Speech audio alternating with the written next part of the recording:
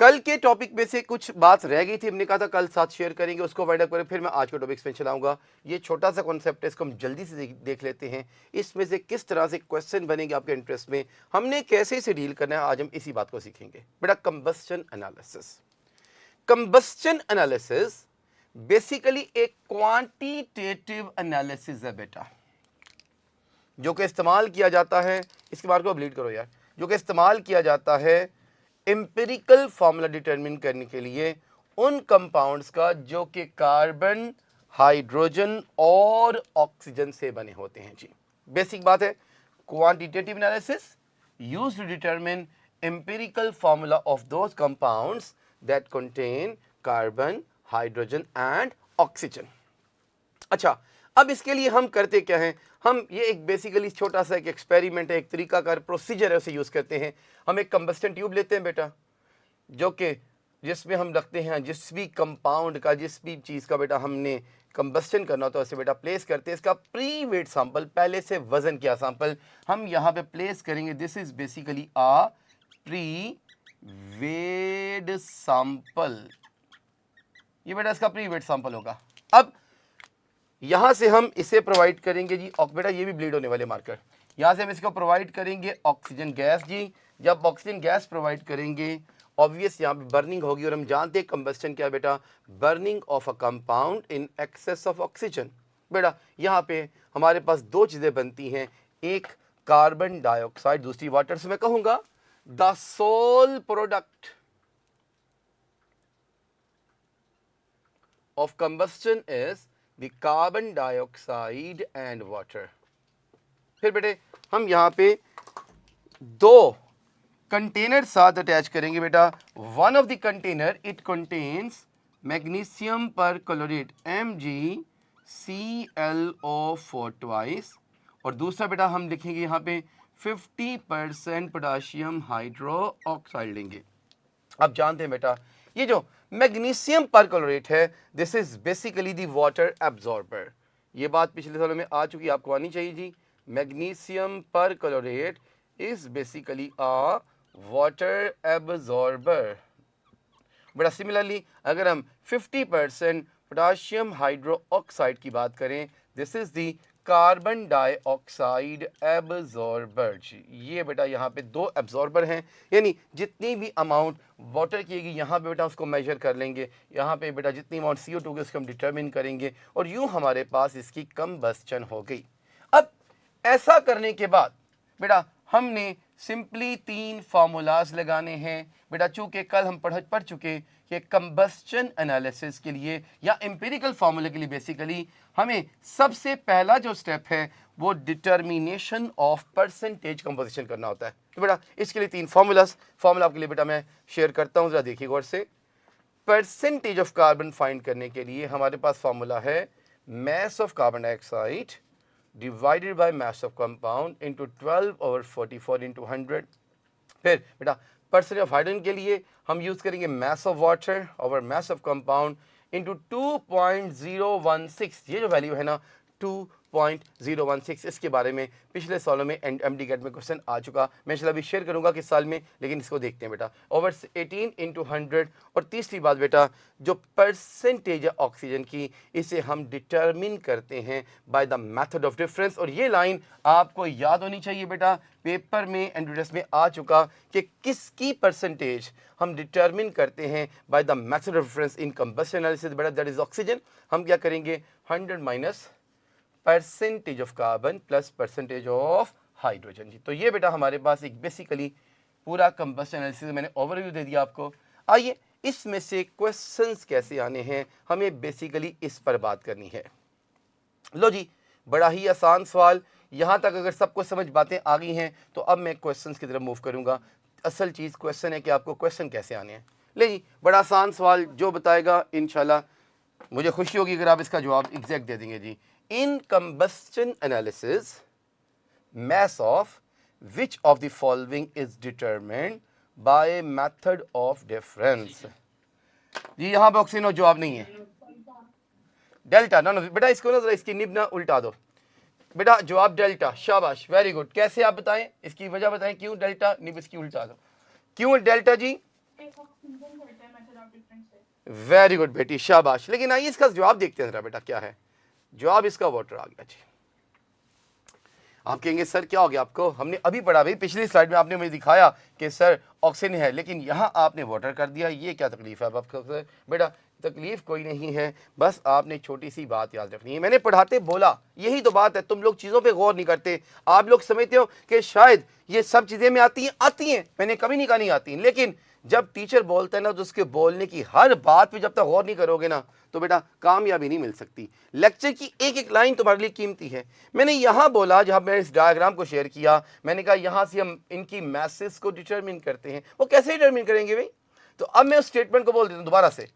In combustion analysis the masses of water and carbon dioxide are also determined by the method of difference। बेटा देखिए ना, इन containers को पहले वजन कर लेते हैं, फिर इसमें जैसी एब्जॉर्बेशन होती है बेटा, वाटर एब्जॉर्ब या CO2 एब्जॉर्ब होगा उधर जाके, फिर इनकी दोबारा वजन किया जाता है, वे किया जाता है। और बेटा जो डिफरेंस है वजन का या वे का, वो आपको बताता है कि बेटा कितनी मास ऑफ CO2 या वाटर प्रोड्यूस हो रही है जी। तो बेटा फिर अब मेरी बात को सुन लें, लिख लें, ये एंट्रेंस के लिए बड़ी इंपॉर्टेंट बात है। लिख लें, मैं लिखवाता हूं। In combustion analysis the masses of water and carbon dioxide, the masses of water and carbon dioxide, और उसके साथ साथ तीसरी बात, and percentage by mass of oxygen, percentage by mass of oxygen are determined by method of difference। जी तो ये बात आपने याद रखनी है बेटा, ना सिर्फ ऑक्सीजन की मास, बल्कि हम वाटर और कार्बन डाइऑक्साइड की मास भी मेथड ऑफ डिफरेंस से बेटा यहाँ पे डिटरमिन या फाइंड करते हैं। तो फिर इसका आंसर हमारे पास आ गया जी, चार्ली, दैट इज वाटर। जी क्लियर है सबको ये बात? जल्दी बोलें बोलें, शाबाश जी। चलिए जी, अगर ये बात बेटा क्लियर हो गई तो फिर हम थोड़ा सा आगे मूव करते हैं जी। नेक्स्ट देखिएगा, हमारे पास बेटा एक क्वेश्चन आ गया जी। 6 grams of an organic compound on combustion produces 2 grams of carbon dioxide and 1 gram of water. What is the percentage of carbon in the compound? हमने बेटा परसेंटेज ऑफ कार्बन फाइंड करनी है। तो न्यूमेरिकल बेटा इस तरह के आ सकते हैं, बिल्कुल आएंगे बेटा। फॉर्मूला मैंने भी आपको पढ़ाया, अगर तुम्हें याद हो, हमने कहा था कि percentage of carbon is equal to mass of carbon dioxide divided by mass of compound multiply by 12/44 into 100 जी। बेटा ये फॉर्मूला हमारे पास है। आइए मैं इसमें वैल्यूज पुट करता हूँ। हमें फाइंड करनी है बेटा परसेंटेज ऑफ कार्बन। बेटा जो अमाउंट दी उसने कंपाउंड की 6 ग्राम, ये भी मैंने आपके सामने लिखा। बेटा जो कंपाउंड है वो 6 ग्राम है। बेटा CO2 की मास दी है 2 इंटू 12/44 इंटू 100 जी। बेटा अब इसको अगर आप सिंपल सॉल्व करें तो इसको, इसकी भी बेटा निप उल्टा दो जरा। बेटा अगर मैं इसको सॉल्व करूं तो आप देखेंगे कि यहाँ पर 6 2 दा 12 आ गया जी, 2 22 दा 2 11 दा 22 11 9 दा सपोज 99। तो बेटा 9% विल बी योर आंसर। इसका जवाब बेटा 9% आ गया। सिंपल कैलकुलेशन आती हैं बेटा, ऐसी कैलकुलेशन जो आप कैलकुलेटर के बगैर कर सकते हैं। इनको भी चेंज करो यार, ये भी मोटे मोटे चल रहे हैं। तो बेटा ये हमारे पास, इसको आपने याद रखना इन बातों को जी। आइए एक और सवाल लेता हूं सिंपल सा, ये सबको समझ आ गया तो बेटा आगे चलते हैं जी। इनकम, ये अब ये तो जवाब सिंपल है, ये तो आप जल्दी से जवाब दे देंगे। हाँ जी अब जवाब दें, क्या जवाब है? शाबाश, देखता हूं कितना सीखा। इनकम बस ऑक्सीजन, क्यों चार्ली क्यों नहीं? Why not Charlie? बीटा तो है ही नहीं ना। यस एलिमेंट पूछा, वेल डन, शाबाश, बिल्कुल ठीक है। यही मैं चाहता था कि आपको ये चीजें समझ आते। देखिए जब कंपाउंड की बात करेगा, कंपाउंड में भी वाटर में भी कार्बन डाइऑक्साइड, लेकिन जब एलिमेंट कहेगा, अब उसने एलिमेंट की बात करी, वेल डन। अब आंसर ऑब्वियसली डेल्टा बन गया, ऑक्सीजन, शाबाश, बिल्कुल ठीक है। इसमें अल्फा बीटा नहीं हो सकता यार। क्यों बेटा? वो पर्सनली वो हम डिफरेंस से फाइंड नहीं करते, वो हम फॉर्मूले से फाइंड करते हैं। बट ऑक्सीजन एक ऐसा एलिमेंट है जिसकी अमाउंट हम डिटरमिन करते हैं by the method of difference. आखिर क्यों यार? इसको डिफरेंस से क्यों फाइंड किया, बाकियों को क्यों नहीं किया? तो बेटा उसकी वजह बिल्कुल आपने एफएससी फर्स्ट में पढ़ी, उसकी वजह ये है कि ऑक्सीजन को हम एक्सेस में यूज़ करते हैं और हम एक्सटर्नल सोर्स यूज़ करते हैं, इसलिए हम उसकी एग्जैक्ट अमाउंट डिटर्मिन नहीं करते फॉर्मूले से, हम उसे हमेशा डिटर्मिन करेंगे bye the method of difference. फिर सुन लें, because oxygen is taken externally, oxygen is taken externally in excess. This is the simple reason up till your level। जी कोई प्रॉब्लम है तो शेयर करें, अदरवाइज मैं आगे चलूं। बोलो बोलो जल्दी से, सबको क्लियर? I think so. चलो जी नेक्स्ट क्वेश्चन लेते हैं। आसान सा क्वेश्चन आ गया जी। The absorption of carbon dioxide in 50% KOH is, जी शाबाश, सोचें सोचें सोचें।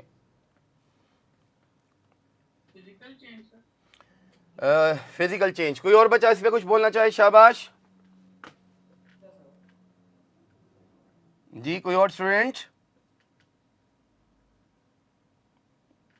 चलें, डेल्टा, शाबाश, आंसर इज डेल्टा। डेल्टा बिल्कुल ठीक है। अब एक बात पे गौर करो यार, मैं आपको जो बातें बोलने जा रहा हूं उसको सुन लो बेटा। पानी का मैग्नीशियम पर क्लोरेट में एब्जॉर्ब होना फिजिकल चेंज है। पानी का, वाटर का मैग्नीशियम पर क्लोरेट में एब्जॉर्ब होना फिजिकल चेंज है, लेकिन कार्बन डाइऑक्साइड का पोटाशियम हाइड्रोक्साइड से मिलना केमिकल चेंज है। क्यों? सेकंड ईयर अभी अभी तुम लोगों ने की बेटा। देखिए carbon dioxide is an acidic oxide, जब इसका रिएक्शन करोगे पोटाशियम हाइड्रोक्साइड से तो ऑब्वियसली बेटा हमारे पास पोटाशियम कार्बोनेट बन जाएगा जी। तो ये एक केमिकल रिएक्शन हो गया। और रिएक्शन कौन सा है? न्यूट्रलाइजेशन। क्यों बेटा? ये एक एसिडिक करेक्टर है, ये बेसिक करेक्टर है, एसिड बेस रिएक्शन, जिसे बोलेंगे न्यूट्रलाइजेशन रिएक्शन।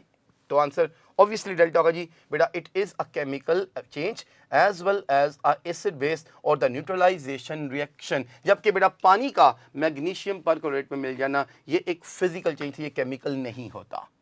डन जी? ओके जी। एक और सवाल, मैंने कहा था एक क्वेश्चन पिछले साल में, ईयर मुझे अब याद नहीं है लेकिन ये पिछले सालों में आ चुका, इसलिए सवाल को डालना मैंने जरूरी समझा, मैंने पढ़ाते हुए बताया था जी। The mass of hydrogen used in determining the percentage of hydrogen from water in combustion analysis is, जी नहीं जनाब, चार्ली नहीं जी, बीटा। देखिए मैं आपको वापस लेके जाऊंगा उस फॉर्मूले पे, मैं चाहूंगा इस फॉर्मूले में जाएं। ये देखिए मैंने यहाँ पे इंडिकेट किया था बेटा, इस वैल्यू को याद रखना है। ये इंटरेस्ट में आ चुकी कि क्या मैस यूज करते हैं हाइड्रोजन की in case of the combustion. बेटा 2.106 बुक की लाइन है, तो इसलिए बेटा इसको फॉलो करना पड़ेगा। तो आंसर हमारे पास आ गया जी 2.016। चले जी आइए बेटा, ये हमारे पास कुछ बात होगी जी कंबशन एनालिसिस की। अब हम आइए आज के टॉपिक्स पे मूव करूंगा। मोल कॉन्सेप्ट है बेटा। मोल के लिए मैं चाहता हूँ एक दफ़ा बोर्ड रेस कर लूँ थोड़ा सा, फिर मैं आपसे बात करूँ। इस पर लिखना मुझे ज़्यादा है तो इस पर पूरा नहीं आएगा, सिर्फ 1 मिनट का ब्रेक लूंगा, बोर्ड रेस करके वापस में। बेटा कॉन्सेप्ट ऑफ मोल इंपॉर्टेंट यार, बच्चों की बड़ी जान दे इस कॉन्सेप्ट से। प्लीज़ आपने कॉपी पेन भी पकड़ लेना है और इसको सुनना है यार। मैं आज ये कॉन्सेप्ट तो आपका क्लियर करके जाऊँगा ना, कि कम से कम प्रॉब्लम्स ना आए कोई भी। आज इसके सारे सवाल सिखा के जाऊँगा इंशाल्लाह। ये बच्चों को बेटा, ओ सर क्वेश्चन आना न्यूमेरिकल कैसे करेंगे, क्या होगा, कैसे होगा बेटा, आज ये प्रॉब्लम इंशाल्लाह आपकी सॉर्ट आउट करके जाऊंगा इंशाल्लाह। बेटा देखिए, जब भी हम किसी एलिमेंट की एटॉमिक मास को, atomic mass of an element, या किसी कंपाउंड की मॉलिक्यूलर मास को, या किसी आयोनिक कंपाउंड की फार्मूला मास को, या आयनिक स्पीशीज की आयनिक मास को, एक कॉन्सेप्ट यहां क्लियर कीजिएगा, आयनिक कंपाउंड की मास को आयनिक मास नहीं बोलते, ये बच्चे बड़ी गलती करते हैं। आयनिक कंपाउंड की मास को हम फार्मूला मास बोलते हैं, जबकि आयन की मास को आयनिक मास बोलेंगे। तो ये बेटा 4 चीजें अपने याद रखनी है। किसी भी एलिमेंट की एटॉमिक मास, किसी कंपाउंड की मॉलिक्यूलर मास, किसी आयोनिक कंपाउंड की फार्मूला मास, और किसी आयोनिक स्पीशी की आयोनिक मास। बेटा अगर मैं इन सब को ग्राम में एक्सप्रेस कर दूं, ग्राम में एक्सप्रेस कर दूं, तो बेटा ये उस सब्सटेंस का 1 मोल कहलाएगा। It is said to be 1 mole of that substance. आप कहेंगे सर क्या मतलब भाई? मैं आपसे पूछता हूं यार, आज मुझे आपके साथ बातचीत काफी करनी है, मैं आपसे पूछता हूं बेटा, कैन यू टेल मी, और मुझे आज आपने सही जवाब देने, कल वाले गलत जवाब नहीं चाहिए मुझे। What is the atomic mass of carbon? जी जल्दी बोलें, शाबाश जल्दी बोलते जाएं। Atomic mass of carbon, well done, it is 12 AMU। शाबाश, अच्छा, वेरी गुड बेटा। अच्छा, मैं आपसे पूछता हूं, ये बताइए बेटे, what is the molecular mass of hide of you can say water. चलो वाटर की बात करते हैं। मॉलिक्यूलर मास ऑफ वाटर 18, शाबाश, AMU, वेल डन, 18 AMU। अच्छा, मैं अगर आपसे पूछूं बेटा, what is the formula mass of sodium chloride, चले किसी को याद नहीं तो मैं बता देता हूं, it is 58.5, very good, AMU, well done. अच्छा, मैं अगर आपसे पूछूं, what is the ionic mass of sodium ion, sodium ion की मास क्या है? Very good, it is 23 AMU, well done. यानी बेटा एक कॉन्सेप्ट दोबारा क्लियर करने जा रहा हूं कल की बात को रिवाइज करके, क्या एटॉमिक मास या मॉलिक्यूलर मास या फॉर्मूला मास या आयनिक मास, इन सब का यूनिट एक ही है, दैट इज AMU। बोलेंगे तो नहीं? अब बोलो यार। अब मैंने करना क्या है, मैंने किया कि मैंने एटॉमिक मास को या मॉलिक्यूलर मास को या फॉर्मूला मास को या आयोनिक मास को ग्राम में एक्सप्रेस करना है यार। प्लीज, मैंने चेंज नहीं किया, मैंने कन्वर्ट नहीं बोला, मैंने कहा एक्सप्रेस। बस क्या करना है, मैं AMU को मिटा दूंगा, मैं AMU को मिटा करके मैं इसकी जगह ग्राम लिखूंगा। मैंने एक्सप्रेस किया, चेंज नहीं किया। फिर बोल रहा हूं मैं, क्या मतलब है, कहना चाहता हूं I have 12 gram carbon, I have 18 gram water, I have 58.5 gram बेटा जी NaCl और I have 23 gram of sodium ion।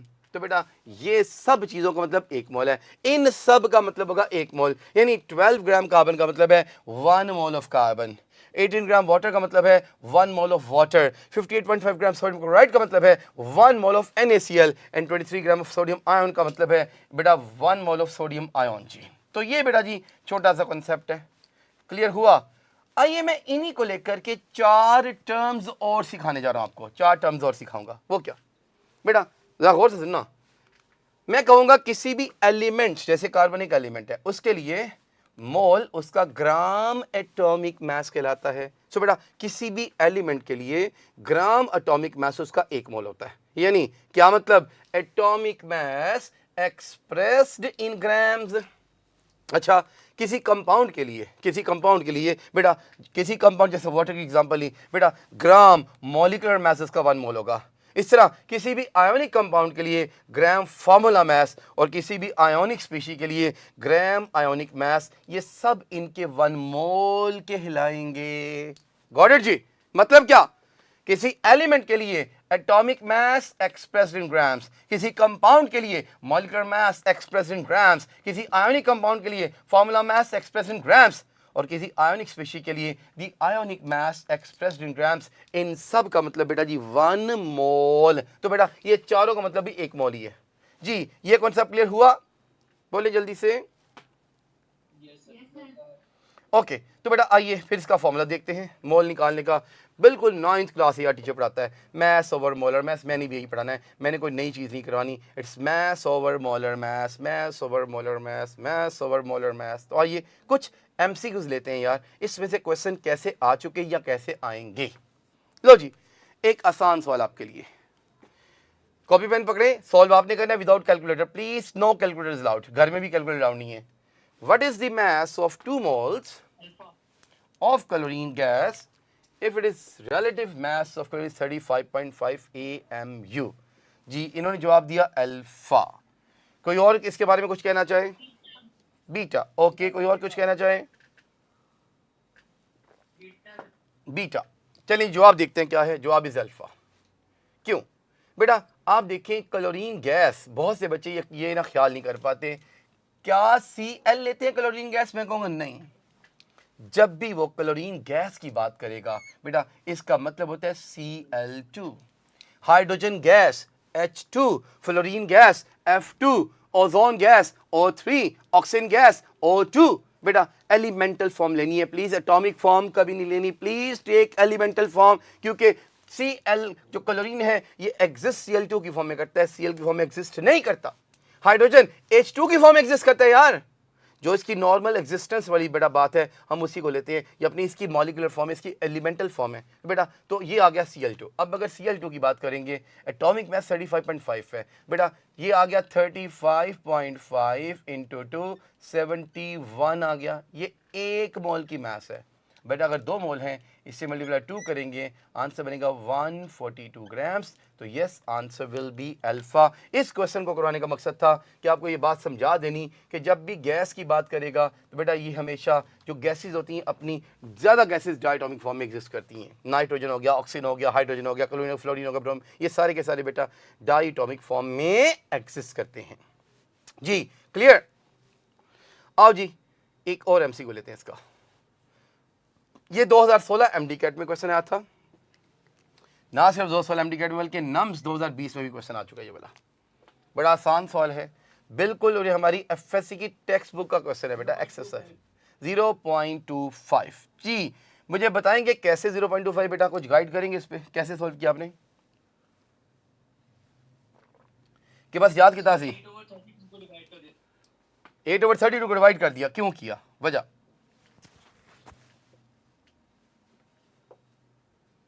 क्यों किया 32 पे डिवाइड? कोई वजह भी तो होगी ना बेटा इसकी। हमें बेटा ऑक्सीजन तो निकाल, हमें मोल्स ऑफ CO2 निकालने हैं। आप मुझे ऑक्सीजन के बारे में यानी बता रहे हो 8/32 तो ऑक्सीजन आएगा, कार्बन डाइऑक्साइड कैसे आएगा? नहीं, मुझे जुबानी वाला करवा दी, मुझे कॉन्सेप्ट चाहिए आपसे जी। Any student from your side, कोई एस्पायर से, कोई कनकॉर्डिया से, कोई बेटा कोई फैसलाबाद से बच्चे बैठे हैं, या कोई वैसे बच्चे बैठे हैं मसदीकी से, कोई भी बच्चा इसको एक्सप्लेन कर दे क्यों आंसर बेटा इसका बोला गया। चलो जी कोई नहीं, चलो फिर इसको मैं समझाता हूँ। समझ के चलना है, मुझे जवाब नहीं चाहिए। मुझे पता आपको जवाब बता दे, बुक की लाइन है, किताब आती है, लेकिन जवाब समझने इससे इसको लेके सवाल और तरीके से पूछे जाते हैं जी। बेटा आप एक बात पे गौर करें, मैं आपको ना आज मैं वो मेथड सिखाऊंगा जो मेरी एक टीचर थी मिस आसिफ वाला, उनको ज़िंदगी से अगर जिंदा मर गई तो अल्लाह उनको जन्नत नसीब फरमाए। उन्होंने मुझे सिखाया था ट्रिक जी। वो कहती थी बेटा रेशो मेथड सीख लो, ज़िंदगी का सबसे आला मेथड है यार, सबसे आला मेथड है। रेशो एक ऐसी चीज़ है, अगर तुम इसका कॉन्सेप्ट है, वो जो यूनिटी मेथड जिसको बोलते हैं, बेटा दुनिया के सारे सवाल सॉल्व कर देता है। मैं तो मैक्सिमम A लेवल्स में बच्चों को यही मेथड यूज़ करवाता हूँ, O लेवल्स में, A लेवल्स में, FSC में, एंट्रेंस में मैं मेथड ये यूज़ आपको यूज़ करने लगा हूँ। देखो यार बड़ी आसान बात है, हमें पूछा गया है कार्बन डाइऑक्साइड। देखो जब भी एक चीज़ दी जाए दूसरी पूछिए तो बेटा रेशो मेथड लगाओ यार, क्यों नहीं लगाते? पूछा गया है CO2, दिया गया है ऑक्सीजन। अब आपके ज़हन में अगर सर ये ऑक्सीजन O है, O2 है, क्या है यार, तुम्हारी मर्जी, जो मर्जी ले लो। मैं आपकी आसानी के लिए दोनों को लेके दिखाऊंगा। मैं यहाँ पे O ले लेता हूँ तुम्हारी आसानी के लिए यार, चलो तुमको सर O लेके करो यार, मैं O लेके करता हूँ। अब प्लीज़ आपने बातें सुननी गौर से, फाइंड करने मोल्स, ये चीज़ गौर करें। दिया गया मैस ऑक्सीजन का, बेटा एक चीज़ पूछी गई है, तो आप इसके फार्मूले पे गौर करो यार। अगर मैं कहूँ मेरे पास एक कार्बन डाइऑक्साइड है, उसमें कितने O हैं यार, बोलो जल्दी से, तुम लोग बोलोगे तो चलूंगा। एक CO2 में कितने O? 2 नजर आ रहा है यार, इतना टाइम क्यों लग रहा है, बोलो 2 है, शाबाश। अच्छा एक, इसका मतलब है कि 1 मोल CO2 में 2 मोल ऑक्सीजन है, O है, O2 नहीं, O की बात की मैंने। अच्छा अब मेरे पास O के मोल कितने हैं बेटा, उसकी मैस दी गई है। अब मुझे इसके पहले मोल बनाने पड़ेंगे, और मोल क्या होता है, मैस ओवर मोलर मैस। तो बेटे गौर करो, मैस है 8 ग्राम, O की मोलर मैस क्या, चूंकि O ले रहे हो ना यार, O तो O ही लोगे ना। O की मोलर मैस क्या है, कितना atomic mass of oxygen, 16। It is 1/2। शर्माते क्यों यार, मैं टीचर हूं, कुछ नहीं माइंड करूंगा, सिखाऊंगा, चीजें बोलोगे तो आएगा बेटा। इसका मतलब इसके मुझे हाफ मोल दिए गए हैं बेटा, इसका मतलब अगर 2 मोल O हो, इसका मतलब ये 1 मोल CO2 में होते हैं। अगर हाफ मोल O2 हो तो कितने मोल X में, ये बेटा मैंने X ले लिया, बिल्कुल यूनिटी मेथड जो मेरी टीचर मुझे आई थिंक सो 5th या 4th क्लास में सिखाया था, 4th स्टैंडर्ड में जी बेटा। अब 2x will be equal to 1/2, तो x आ गया 1/4 and that is equal to 0.25, इसलिए आंसर बीटा बना 0.25। आपके सर बड़े तेज बनते हैं, होशियार ना बने। मैंने कहा क्यों भी होशियार ना बनूं, मैं हूं। आपके सर बड़ा तेज बने, O ले लिया, O2 से करके दिखाओ ना, फिर तुम्हें माने तो मैं कहूँगा yes you can use O2 also, answer फिर भी सेम आएगा। क्यों, जरा बेटा दोनों सीख लो, ताकि ये ना हो कि सर अगर हम सारे O क्यों लिया, O2 क्यों नहीं ले रहे, तो बेटा मैं O2 भी लेके करने लगा हूं। ये ले लो CO2 और यहां ले लो O2 जी, ले लिया बेटे। अब फिर मैंने आपसे पूछना है, एक CO2 में कितने O2,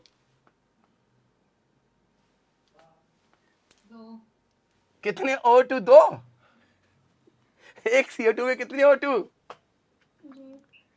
एक। खुदा का वास्ता यार, ये तो बड़ी आसान सामने लिखा पड़ा है यार पुत्र। CO2 में कितने O2? एक O2 है यार। CO2 में कितने O? 2 O थे, लेकिन O2 तो एक ही ना यार। खुदा का वास्ता कैसे दोगे? एक CO2 में कितने O2? एक। एक नजर आ रहा है यार, नजर आ रहा है। जुबानी मत बोलो, देख के बोलो, देख के बोल मेरी बेटी। 1। हाँ बेटा, अब हमें दिया O कितना जी? 8। अब बेटा मैं क्या करूंगा? 8 ओवर, अब इसकी मोलर मास कितनी O2 की? 32। 1/4। बेटा अब अगर ये 1/4 है, इट विल बी x, तो जवाब फिर भी आपका 1/4 आया, दैट इज 0.25। तो चाहे आप O लो चाहे आप O2 लो, इससे फर्क नहीं पड़ने वाला। जवाब आपका दोनों से, बस आपने ये ध्यान में रखना है कि आपने जब इसके मोल बने फिर आपने देखना है रेफरेंस की लिया है। अगर O2 है तो 32 आएगा, और बेटा अगर O है तो फिर 16 आएगा। और बात पहले पड़ गई। बोलो यार, परेशानी तो बोलो जब आगे चलूं। समझ आ गया सबको? सो गए हो या लगता मुझे? क्लास बंद कर दूं? मजा नहीं आ रहा तो बोलो ना, परेशान क्यों हो? परेशान नहीं करना मुझे आपको, मैंने सब चीजें सिखानी है। हाँ बोलो, अगर आई तुम आगे चलूं। Can I move? ओके, लीजिए एक सवाल लेते हैं और। 0.5 मोल्स ऑफ सल्फ्यूरिक एसिड। क्या हुआ बेटा? अपना माइक बंद करो। अगर मुझसे पूछना पूछे पीछे घर से मम्मा से बातें करके माइक नहीं ओपन करना प्लीज, नहीं तो मैंने चाय मांग ली नहीं आपकी मामा से कि बाजी मुझे चाय पिला दें। भूख भी लगी मुझे खैर से। अच्छा चलो क्वेश्चन देखिए बेटा। 0.5 moles of sulphuric acid contains moles of oxygen atoms. फिर वही बात आ गई, हमें दिया गया सल्फ्यूरिक एसिड, हमें ऑक्सीजन पूछा गया। तरीका यही है, चलो इसी तरीके से इसको सॉल्व करो। एक तरफ रखो सल्फ्यूरिक एसिड, एक तरफ और रखो, और करके दिखाओ मुझे। जवाब जल्दी से बताओ फटाफट से। खुद करो जल्दी, खुद करोगे तो आएगा। मेरे करने से मुझे सारे सवाल आते हैं यार। 20-25 साल से पढ़ा रहे हैं MD-CAT को, आपको आने चाहिए। हाँ जी बोले, answer will be alpha beta Charlie और डेल्टा।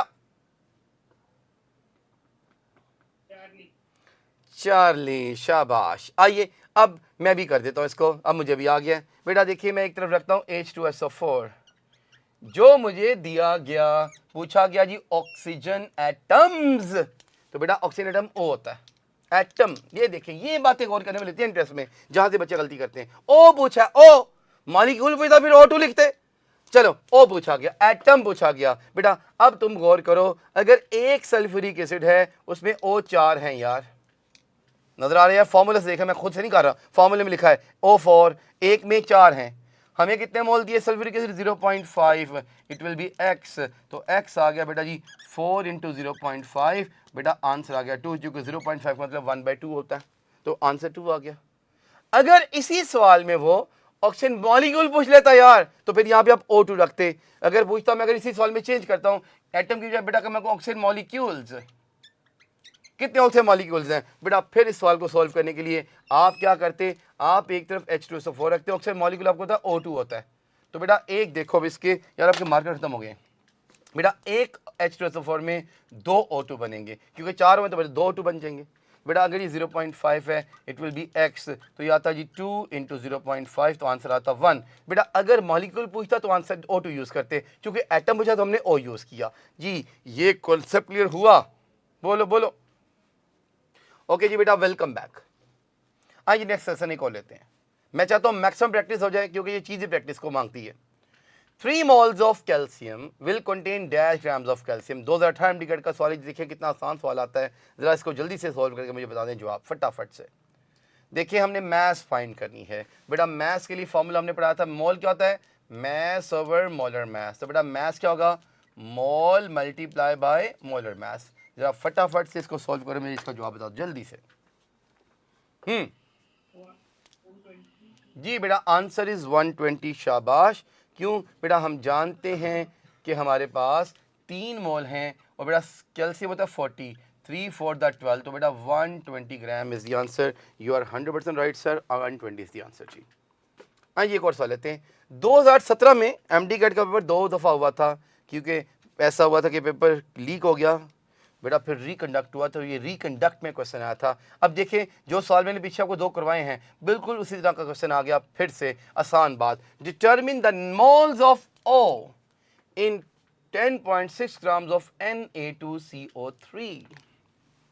अब देखिएगा फिर वही बात, क्या करें, एक तरफ रखेंगे Na2CO3 और एक तरफ O रख लेंगे। अब देखो बेटा फॉर्मूला बताते अगर एक Na2CO3 इसमें 3 O हैं, क्योंकि Na2CO3 तो बेटा 3 O हैं, एक में 3 O। अब हमें इसके मोल बनाने हैं बेटा। Na2CO3 की मोलर मास आप कैलकुलेट करोगे तो कर देते हैं, कोई मसला नहीं। वैसे मुझे तो ज़बानी आती हैं, लेकिन आपने जो करनी तो हम कर लेते हैं बेटा। ये आएगा 23 × 2 46 प्लस 12 प्लस 16 3 दा 42 आई थिंक सो। बेटा ये बनेगा 106 ग्राम जी। बेटा इसके मोल बनाओ तो मोल बनेंगे मैस 10.6 ओवर 106, बेटा आ गया 0.1 मोल जी। तो बेटा अगर इसके 0.1 मोल हैं इट विल बी x, तो x आ गया 0.3 मोल। तो यूं बेटा आपका जवाब हो गया 0.3 मोल। किसी को ना समझे तो बेटा पूछे, इधर मैं आगे चलूंगा, मैंने इस पर काफ़ी बहस कर ली अब तक जी। किसी बेटी बेटे को मसला है तो ठीक है, तो मैं आगे चलूं। ओके जी, next question, calculate number of moles of NO2। फिर वैसा सवाल आ गया। देखिए सवाल कितनी दफा है पिछले सालों में। Moles of NO2 which contain 16 gram of oxygen. चलो जी जल्दी करो, अपनी अपनी कॉपी पेन पकड़ो और मुझे करके दिखाओ क्वेश्चन जल्दी से, शाबाश।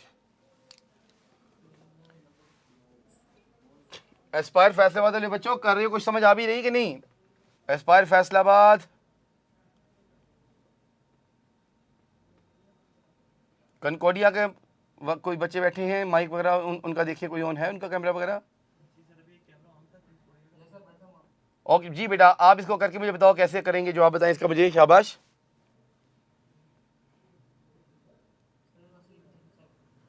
जी जी करें करें, कोई बात नहीं, करें।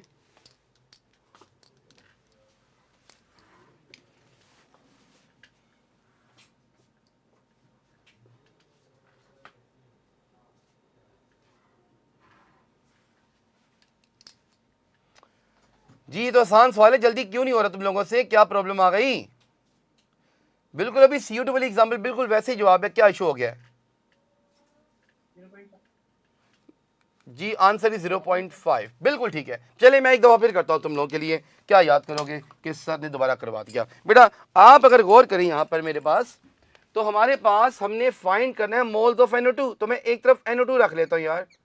अब उसने कहा which contain 16 gram of oxygen, तो चाहे तुम O लो चाहे O2, में O ले लेता हूं अपनी आसानी के लिए, या O2 भी ले लो, कोई मसला नहीं है। बेटा अब तुम गौर करो, एक NO2 में 2 O हैं, एक NO2 में 2 O। बेटा तो अब हमें कितना गया, 16 ग्राम ऑक्सीजन दिया है। बेटा अब 16 ओवर 16 आंसर आ गया 1। इसके मोल बना लिए हमने, मोल बनाए इसके ऑक्सीजन के। बेटा अगर एक है तो इट विल बी x, तो 2x will be equal to 1, तो x will be equal to 1/2, that is 0.5। तो आंसर इसका बनेगा चार्ली 0.5 मोल जी।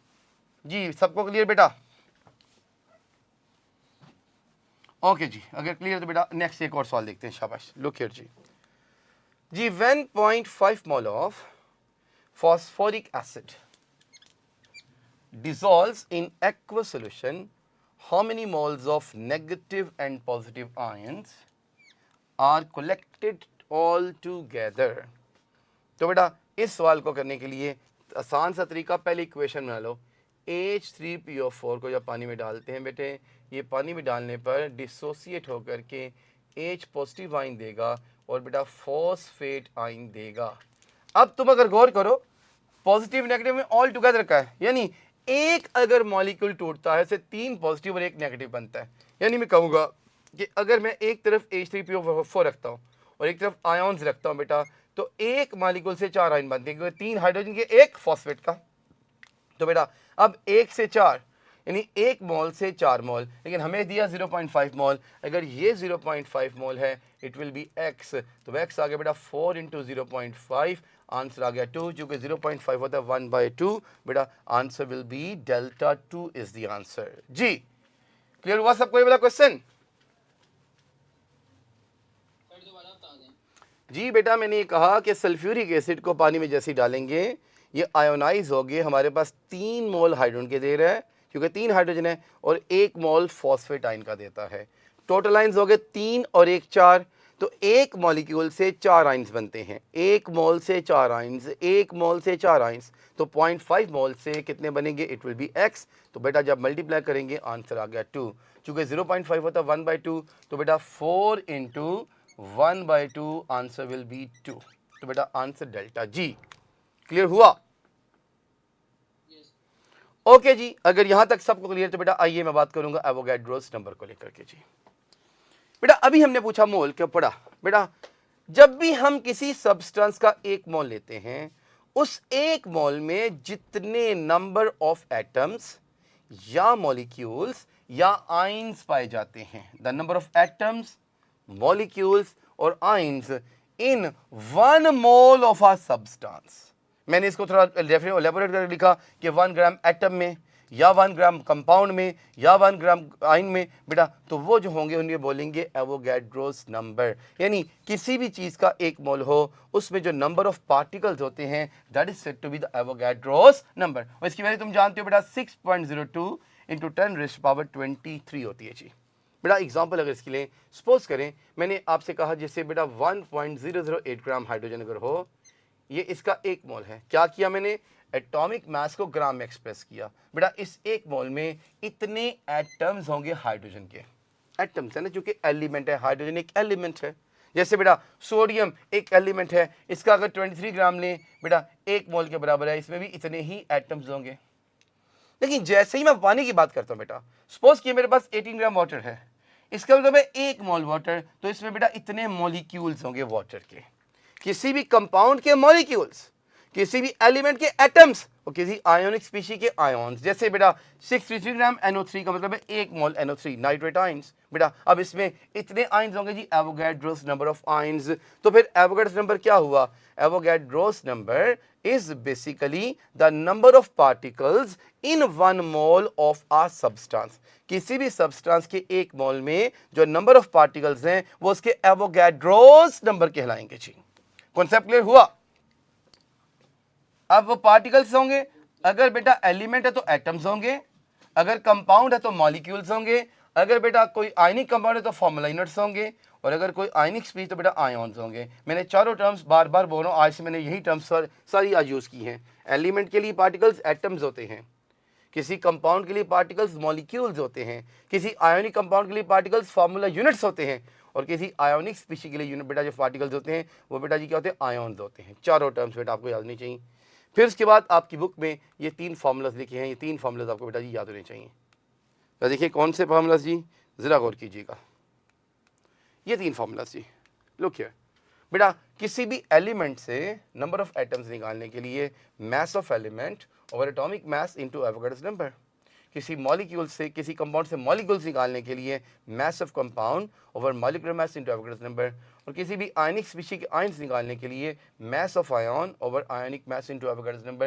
ये 3 फार्मूलाज बेटा यूज़ होंगे हमारे न्यूमेरिकल्स में। लेकिन मैं यूज़ करूँगा, लेकिन मैं आपको इससे आसान तरीका बताऊँगा कि मुझे इन्हें यूज़ ना करना पड़े यार। इन फार्मूलाज को, फार्मूला से कैलकुलेशन मुश्किल हो जाती है। मैं आपको कोई ऐसा ट्रिक दे जाऊँ आज कि जिनको यूज़ करते हुए आप न्यूमेरिकल्स को बड़े बासानी without any difficult calculation solve कर सकते हैं। बस 2 टेबल याद करने होंगे आपको, जो आपने अगर बचपन में नहीं की तो बेटा अब याद करिए। एक 2 का टेबल जो कि सबको इंशाल्लाह आना चाहिए, और एक 10 का टेबल अगर किसी को बनी है तो बेटा आज वो याद कर लें ताकि इन क्वेश्चंस को वो कर सकें। मैं बस ये 2 टेबल यूज़ करता हूँ बचपन से, मेरी टीचर ने 2 याद कराए थे, तो मुझे ये दोनों टेबल से सवाल करने आते हैं। मैं आज वो तरीका सिखाऊंगा जो मेरे टीचर्स ने सिखाया कि बेटा कैसे 2 और 10 का टेबल यूज़ करते हो, तुम क्वेश्चन को सॉल्व कर सकते हो। लेकिन उसके लिए बस आधे मिनट का ब्रेक लूँगा, ये इरेज कर लूँ, फिर इंशाल्लाह मिलते हैं एक छोटे से ब्रेक के बाद। लेकिन बेटा फार्मूलाज मैंने आपको बता दिए, आइए आज इनकी प्रैक्टिस करते हैं न्यूमेरिकल्स की, कि हम में से इसमें क्वेश्चन कैसे बनेंगे। क्वेश्चन देखिएगा, बड़ा आसान सवाल है। अभी कॉन्सेप्ट दिया उसको अप्लाई करते हैं। Which contain Avogadro's number of particles. बेटा अभी पढ़ाया मैंने, वेल डन बेटी, वेल डन। हमने कहा कि जी बिल्कुल ठीक है बेटा, एवोगैड्रोस नंबर का मतलब है किसी भी सब्सटेंस के 1 मोल में पार्टिकल्स। बेटा अगर मेरे को 23 ग्राम सोडियम का 1 मोल होता है, यस आंसर अल्फा। बाकी ऑप्शंस देखते बेटा, कार्बन डाइऑक्साइड की मोलर मास है 44, बेटा ये तो नहीं होगा ना, क्योंकि 44 होना चाहिए इसके लिए। हाइड्रोजन गैस की मास है 2, ये भी नहीं होगा। कैल्स की मैच है 40, बेटा ये कोई मैच नहीं कर, लेकिन ये मैच कर गया, इसलिए आंसर विल बी अल्फा। तो सिंपली बात है, the Avogadro number is the particles in 1 mole of a substance. लो जी एक और सवाल लेते हैं। 2017 रिकंडक्ट में सवाल आया था, कितना आसान सवाल आता है आप जरा देखिए एमडी कैट में। Choose the correct option regarding number of particles with 1 मोल। जी जल्दी से जवाब बता दें।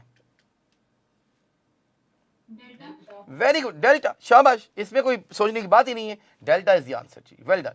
ये एमडी कैट में ओरिजिनल पेपर का क्वेश्चन है जी। अच्छा ये भी 2017 में ओरिजिनल पेपर का क्वेश्चन है, बड़ा आसान था सवाल, आइए इसको भी देखते हैं। विच, ये 2017 में सवाल आया था, पेपर में आया था एमडी कैट में। Which one of the following has same number of molecules as in 11 grams of carbon dioxide? अब देखें इस क्वेश्चन का कॉन्सेप्ट बड़ा ही आसान है। इसका मतलब ये हुआ कि अगर इसके मोल निकालने, ये क्वेश्चन में से मोल को बेस, लेकिन चूंकि मॉलिक्यूल जिसे मॉलिक्यूल में रखा गया, बेटा मोल निकालने जिसके मोल इक्वल उसके पार्टिकल्स इक्वल, ये मेरी बात याद रखिएगा। उसके पार्टी और मॉलिक्यूल की बात कर, सेम नंबर मॉलिक्यूल्स की बात की उसने बेटा। तो जरा देखिएगा 11 ग्राम CO2 का मतलब क्या है बेटा। इसके पहले मोल बनाओ, 11 डिवाइडेड बाय 44, आंसर आ गया जी 1/4 मोल। ये इतने मोल को एवोगैड्रो से मल्टीप्लाई करो, इसके मॉलिक्यूल आ जाएंगे। खैर हमें वहां पे जाने की जरूरत, हमें से मोल निकालने हैं। अब देखिए 4 ग्राम O2, मैं अगर ऑप्शंस पे गौर करूं 4 ग्राम O2, तो बेटा O2 के मोल निकालो, बेटा O2 के मोल बनेंगे 4/32। ये कितना आ गया बेटा, शाबाश बोलिएगा। 1/8, 4/8 होता ना, 1/8। इसका मतलब ये मैच नहीं किया, ये तो गया। अच्छा अब बी ऑप्शन देखें, 4 ग्राम O, बेटा 4/16, आंसर कितना आ गया हमारे पास जी 1/2, नहीं 4 आ गया। लेकिन यहाँ पे प्रॉब्लम क्या है, ये O है, ये O2 नहीं है, मॉलिक्यूल्स नहीं है, लिहाजा ये भी ऑप्शन गई। हालांकि 1/4 तो मैच किया, लेकिन बेटा यहाँ पे हमारे मॉलिक्यूल्स की भाई यहाँ पे एटम्स होंगे, जो कि O है, एलिमेंट है। अच्छा बेटा इसके बाद इसकी चार्ली चॉइस देखते हैं हम लोग क्या है। 4.5 ग्राम ऑफ वाटर, 4.5/18, बेटा ये भी आ गया 1/4। अब ये मैच कर गया, ये और ये दोनों मैच कर गए। बेटा वाटर भी कंपाउंड है, O2 भी बेटा एक मॉलिक्यूल है, दोनों मॉलिक्यूल्स हैं, तो बेटा इनमें सेम नंबर ऑफ मॉलिक्यूल्स होंगे। जबकि 1/4 मोल ऑफ NaCl का मतलब है इसके फॉर्मुलेट बेटा ये मॉलिक्यूल्स नहीं होंगे, इसलिए इसका जो आंसर बनेगा बेस्ट चार्ली जी। ये सबको क्लियर बात हो गई सारी की सारी। बीटा जवाब क्यों नहीं है बेटा, बीटा जवाब इसलिए नहीं है क्योंकि 1/4 मोल एटम्स है, हमें मॉलिक्यूल ढूंढने, उसने कहा सेम नंबर ऑफ मॉलिक्यूल्स जी, बोलें जल्दी से। और डेल्टा क्यों नहीं है, वो मॉलिक्यूल्स नहीं बेटा फॉर्मूला यूनिट्स होंगे जी। और जी नेक्स्ट क्वेश्चन मूव करता हूं फिर मैं, देखिएगा नेक्स्ट क्वेश्चन के बेटा। How many oxygen atoms are there in 18 grams of glucose.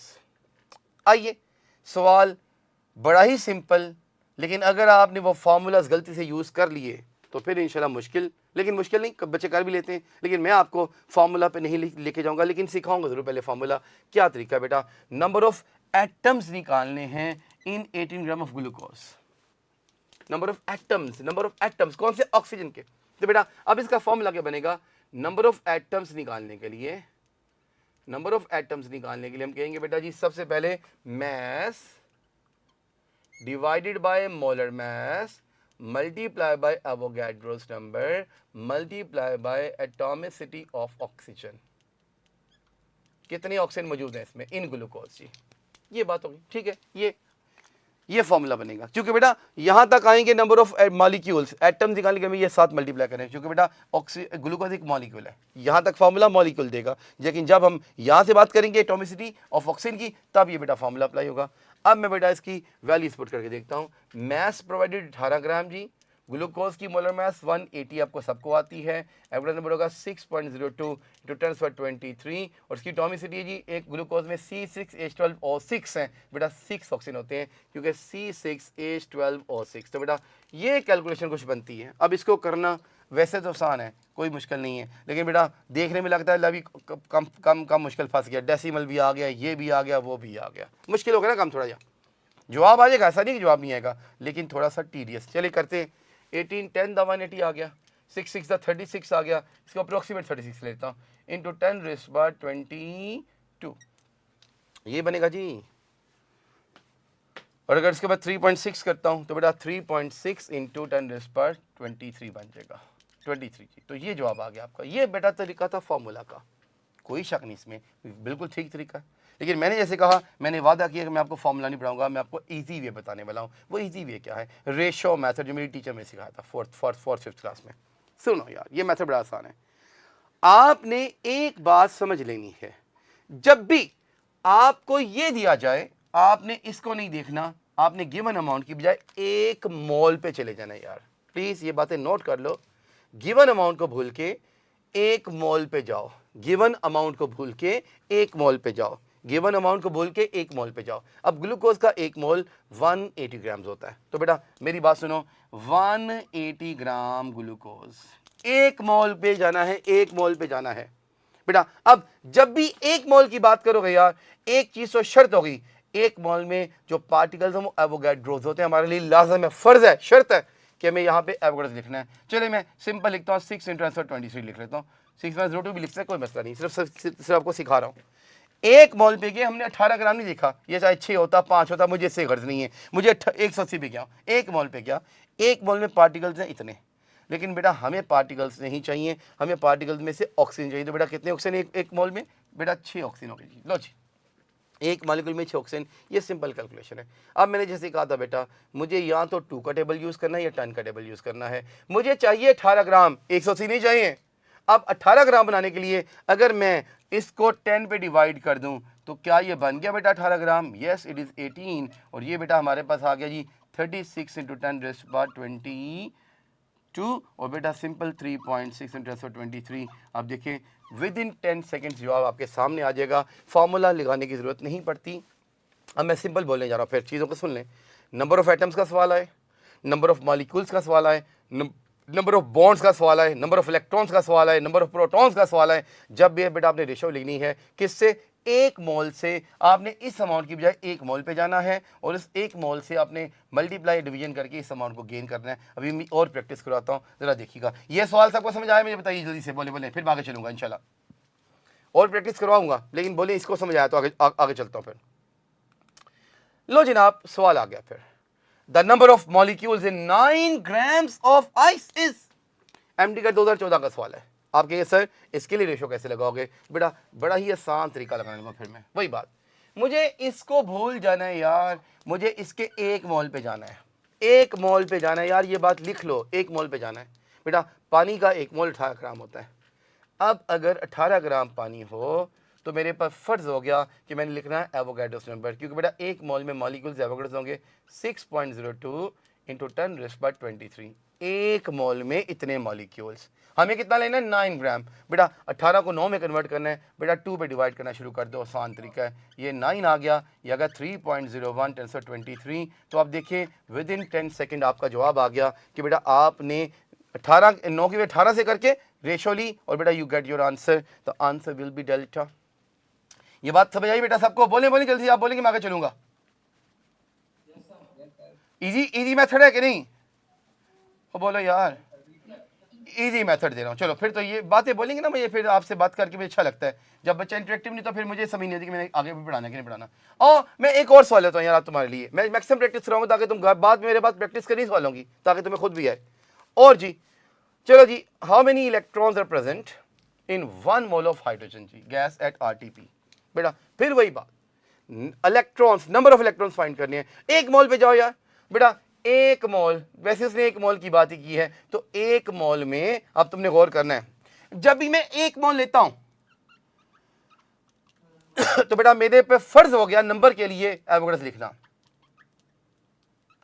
ये मेरा फर्ज हो गया, एक मोल जब भी ले बेटा एवोगाड्रोस लिखना पड़ेगा। अब नंबर ऑफ इलेक्ट्रॉन्स ढूंढने हैं बेटा, हाइड्रोजन गैस H2, बेटा हाइड्रोजन में एक इलेक्ट्रॉन, दो मॉलिक्यूल में दो होंगे एटम, तो 2 इलेक्ट्रॉन, तो into 2 आ गया बेटा, जवाब आया 12.04 × 10⁻23। तो बेटा एक ही लम्हे में क्वेश्चन का जवाब आ गया, दैट इज अल्फा। जी समझ आए इस बात के? ओके जी, एक और सवाल लेते हैं। लो जी एक और सवाल आ गया, the number of bonds in 4.5 grams of water. बेटा अब बहुत से बच्चे मुश्किल में, सर ये डेसिमल आ गया यार, ये डेसिमल बड़ा तंग करता है। अगर तो मैं फार्मूले पे जाऊंगा यार, फार्मूला छोड़ दो, तो बेटा फिर फार्मूला वही है, क्या? मास over molar mass into Avogadro's number into number of bonds in 1 molecule. Formula भी बता दिए, लेकिन बेटा फार्मूला यूज ना करो। मैंने कहा कि आप जब भी नंबर का सवाल है, नंबर फाइंड करना है, electron, proton, neutron, bond, whatsoever, तो बेटा आपने इसको भूल के 1 मोल पे चले जाना है। बेटा पानी का 1 मोल 18 ग्राम होता है यार। 18 ग्राम अगर पानी हो तो उसमें देखो नंबर का सवाल है बेटा, तो ये मल्टीप्लाई करना पड़ेगा एवरेज नंबर को, ये पहले लेना पड़ेगा जी, ये शर्त है। अब बॉन्ड्स, अब बेटा एक पानी का मॉलिक्यूल अगर तुम देखो गौर से, एक पानी का मॉलिक्यूल में 2 बॉन्ड्स हैं, तो इनटू 2, पहला काम आ गया। अब 4.5 वैल्यू 18 से छोटी है बेटा, जब छोटी है तो इसको डिवाइड करना शुरू करते हैं, बड़ी तो मल्टीप्लाई करना शुरू कर दो, ओवर 2, ये 9 आ गया, ये आ गया 6.02 इंटू 10⁻23। बेटा अभी 9, हमें 4.5 चाहिए, अभी 9 नहीं चाहिए, 4.5 छोटा, और 2 पे डिवाइड कर लो यार, ये आ गया 4.5, ये आ गया 3.01 इंटू 10⁻23। तो you get the answer with in 10 seconds of this question. तो बेटा कोई मुश्किल काम नहीं, मैंने आपको ट्रिक सिखा दिया इंटरेस्ट के लिए कि आपने किस तरीके से रेशो मेथड को यूज करते हुए इजीली अपने आंसर को गेट कर लेना है। जी बताएं, यहां तक कोई मसला है तो पूछ लें। एक आखिरी टॉपिक हमारा आज का फिर रह गया, कंबशन शुरू किया था, मोलर वॉल्यूम कल मिलाऊंगा। हमारे यहाँ तक बेटा जी आज का कॉन्सेप्ट मोल और एवोगाड्रो नंबर तक कॉन्सेप्ट क्लियर हो गया सबको। कुछ क्वेश्चन है तो you are welcome to ask, otherwise मैं इस लेक्चर को यहीं वाइंड अप करूंगा जी।